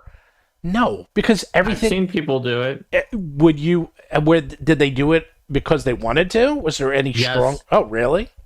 Okay, fair enough. I'm talking about... That's anecdotal. Linda switched because her family always got her Apple products, but there were a lot of non-Apple Android phones that were better for her needs than the iPhone. And so when she got her most recent phone, she got an Android phone. Okay, but that's a good example of, like, if there's a big enough need to do it. Okay, that is a perfect example. Which he really likes the flip one because it's small and can fit easily. That's what I was getting at. Like, there has to be a bigger need. Like, the pain in the ass of moving all your stuff over is outweighed by the need. And that's why I said unless it's for a job. Because if the job forces you, then it doesn't matter. Like, or you just have two phones, which a lot of people I know do. Actually, I know a lot of people. No, that's fair. And I know, like, I had a friend at Microsoft, and he said that they did not force him to do anything. So he always had, like, the non-Microsoft products. He had like Apple and other products like that. And they gave him like an incentive where they paid him to do a certain number of searches with Bing, which he worked on Bing. And so he said to us that he had a counter on, he would always start the day by searching on Bing, and once he had reached the quota where he had gotten the amount that they were going to give him, he just switched to Google. It was really funny too, because he said some of the people at Microsoft were very much like Microsoft, and it was not anything that the corporate forced or that managers forced. It was just like some of the people on the ground who were just like, you are disloyal, why get all things Microsoft. And it was just sort of a weird cultural thing. Yeah, no, that's, but I was saying I have another example. Is a friend of mine, they had Apple, but his wife is deaf. And this is, I mean, we're talking like, Apple One, we're talking about like the Apple, version 1 phone. And at the time, Android phones had more apps and more, there was more products and there was more usability for deaf people. So they actually switched the Android. Not just her, but the whole family switched to Android because it was better for her. But then Apple caught up, and quite frankly, they couldn't take Android. They had a lot of problems with it. It was buggy. They had all these issues. And they switched back. They switched back because Apple not only caught up, but vastly passed them in their usability needs. Because the usability on Apple phones is actually kind of stunning. If you ever dive deep into the usability aspects, it's kind of fantastic. I know I've been stunned by diving deep into the Apple Store and some of the shady practices of that, more so than other things. But then again, I don't do a lot with my phone, so it probably wouldn't really matter to me. Actually, if you want to have fun, do this. Go to YouTube, and whenever they come up with a new OS, do one of those. There's like 100 amazing tricks that you don't know that your OS can do.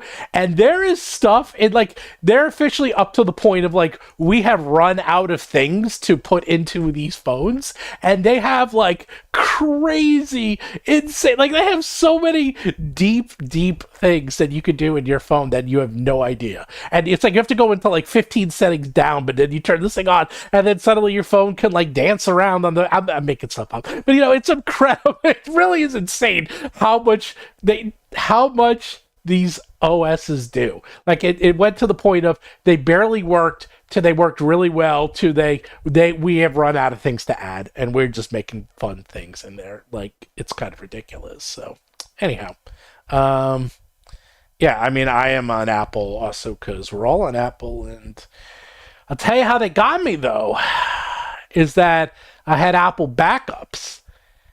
And because so all my kids and my wife were running out of room on their phone, so you could do this thing called Apple Backups, where it syncs everything to the cloud, and then it just syncs things back and forth. So you basically have a virtual phone, so you don't need to actually make your phone any bigger. You don't need to buy like the 1 terabyte phone. You could just get like the 256 phone, because everything just gets automatically shuffled onto the cloud. Well, I wanted to cancel or downgrade the backup because the backup price got very expensive. It's like over $40 a month now. I was like, $40 a month. I was paying like whatever, $12, $10, and now they're like, oh well, if you do that, you lose all your backups and you lose all your. I'm like, I guess I'm stuck forever. I will never, ever, ever, ever be able to leave for the rest of my life. Ever. Because everything is on that damn backup service. That is you getting caught in the ecosystem. Same thing with WoTC. They can put you on D&D Beyond. They said, what do you think of this, Mark? They said they weren't going to put a D&D character sheet in any of the books. And they weren't going to bother with that anymore because they only wanted people to do them online. And I do think that's a little weird, because definitely, like, usually the book includes a character sheet. And that way, if you pick it up at the store, you don't have to go somewhere else to... Well, guess what? Make your character. I'm pretty sure they did that. Because it was big news. That's what I heard from people who were having trouble finding a character sheet, and they didn't see it. Right, they weren't going to release a character sheet. I'm looking in my book, and it was big news that there is a character sheet in here, but it's not a character sheet that you can use. It's not a fillable one, right? It's not a fillable. It's a character sheet that explains the character sheet. It explains, but there's not a blank one in here. And then actually, it was big news that WoTC put out an official blank character sheet PDF on their website. Like, that's big news. Whoops. But again, that's not an accident, because they want you to go on to D&D Beyond and use it there. So they want you to join their ecosystem. So it seems to me like all of this stuff is a lot of the previous reporting on these sales and these changes was focusing on, oh my gosh, what does this mean? Are they not succeeding at what they're trying to do? But they've done what they were trying to do. They're pivoting in the way they're trying to pivot. And maybe that's connected to this reorganization. Maybe that's connected to what happened with Dixon DuBois being laid off, but maybe those are unconnected. We won't really know. We need to wait. This is the first part of this reorganization that we've heard about happen right now, right before this show. So we may in the next few days hear about other changes or other people who may have been laid off in this reorganization. Maybe if we're lucky, not that many people got laid off in this reorganization. It was mostly a restructuring. So I didn't even get into this whole other topic, but we can save it for another show, which is D&D, and it's actually related, but we just ran out of time, is that D&D is no longer a game that we know. D&D has done the same transformation that Blizzard did from a plucky game company that used to be fun, and I used to go to their offices, and there was just people hanging out playing ping pong and pool and pizza, and their offices were a mess, and they were just literally in an office space like anyone else's, and it was just like a totally messy office that people were sharing, and some people were sitting out to the halls to this incredibly buttoned up corporate identity that everything is based on the brand and the identity and how much money you can make on it. And, oh, yeah, we also make games. Like, is this really a new change? Well, I feel like D&D has been focused on being a brand for a little while it's now. been a while, but I think people are starting. But this is the difference. Until the OGL, people still thought of them as a mom and pop shop. Like, oh yeah, they love us. Because the individual creators who are writing stuff, they kind of are those same like mom and pop people that you would have talked about at Blizzard. It's just that there are lots of suits who are above them, who are making the calls, who are building the brand. But by actually bringing everything in-house and now even getting rid of people like Dixon, that it's like you will never know who works there. Like, they could have 10,000 employees or they could have 5 employees. You're only going to see like 5 people ever. Like, they're only show the same 5 people who represent D&D for the rest of your life. Like, it's going to be very tightly controlled who and what the brand represents. And there's a show on HBO right now that's it's not a great show, but it's interesting. And there's probably other shows that have done this. It's called The Franchise, and it's only up to the 3rd episode. But I was watching this, and I was like, oh my God, this is very reminiscent of that. It's about people making a superhero movie in today's climate and in today's environment, and how there's so many different stakeholders that have to be appeased. It's like the actors have what they're doing. The directors having what they have to deal with. The corporate identity literally decides halfway through the movie that, oh, all those bad guys, we're just removing them all. They're just gone. We don't need them anymore because market testing showed no one likes them. It's like, yeah, well, we already shot half the movie. They're like, yeah, but market testing doesn't like them, so we're taking them out. Like, it's like, well, what do you mean you're taking them out? It's like you were halfway through the movie. But that's like, that stuff happens all the time. And a perfect example of that is like the Descent into Avernus, that the Baldur's Gate adventure. Yeah, where they just added Baldur's Gate to it, even though it was about hell. They're like, hey, we just add Baldur's Gate. It's like, we finished the adventure. Yeah, but people like Baldur's Gate.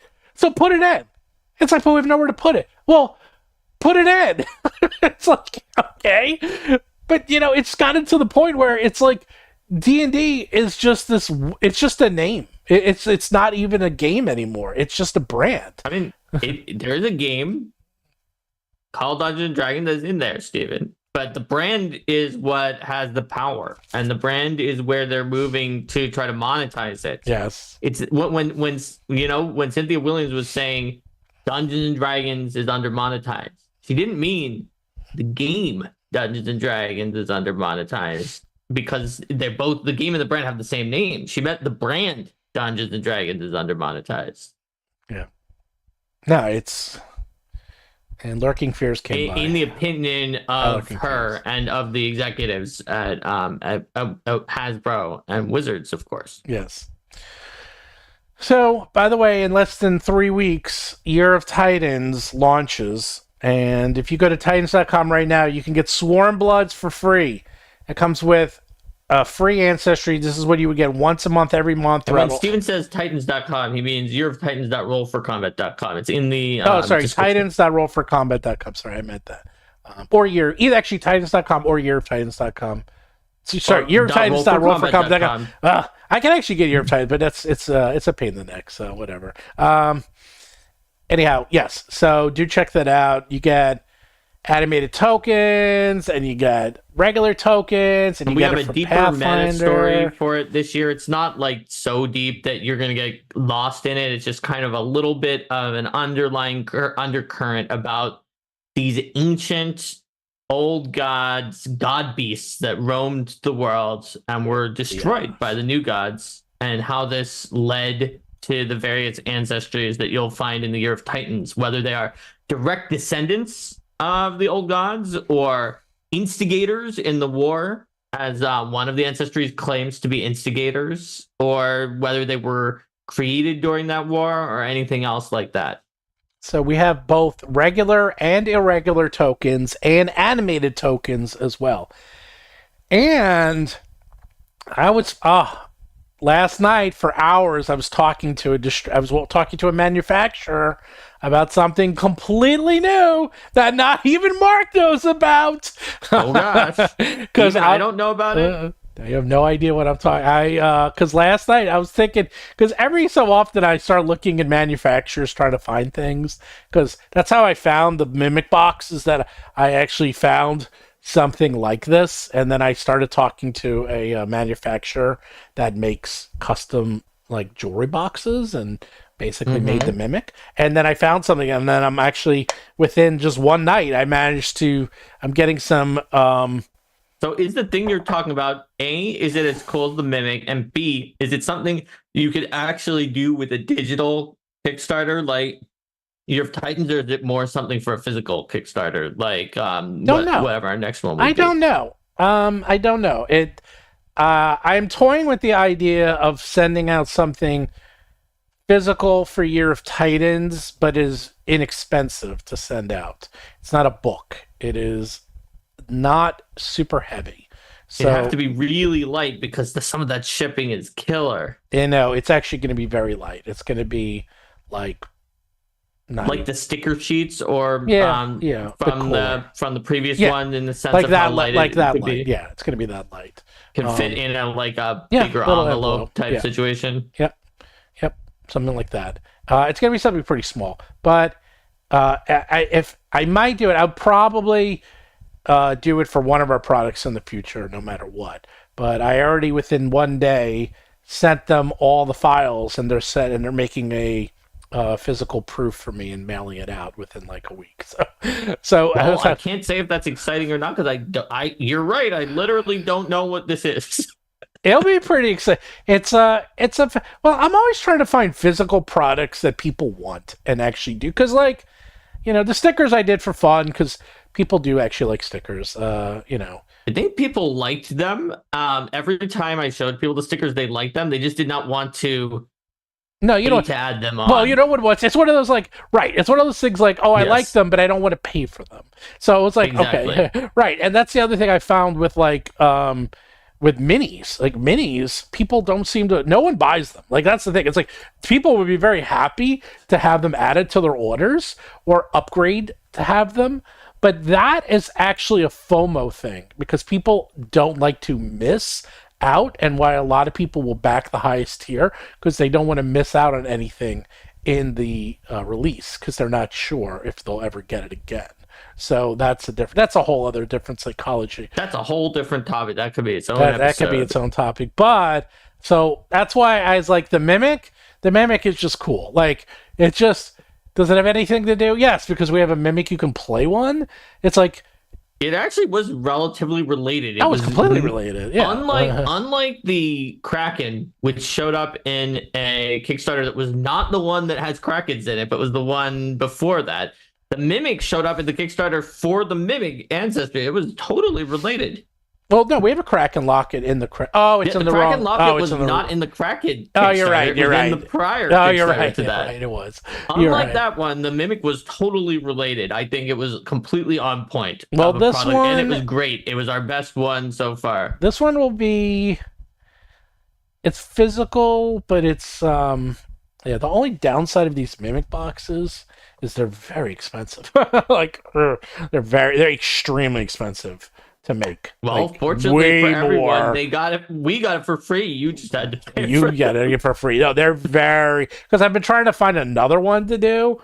I mean, these things, they're very expensive. I'll leave it at that. They're way more. Put it this way, the book printing costs less than the Mimics did. Okay, and the book printing ain't cheap. So that's how expensive, because they're made by hand, and they took them a long time. It took them 6 months to make them, and then they're custom packaged. They each have their own packaging and everything. It's like every step of the way had to be done by custom, and it took freaking forever. Damn. Mimics, they are pre-painted. This is the Mimic. No, they were saying they would buy minis if they were pre-painted. Oh, minis? Pre-painted minis are very expensive. Yeah, they're very expensive. When I mean very expensive, it can cost $5 a mini.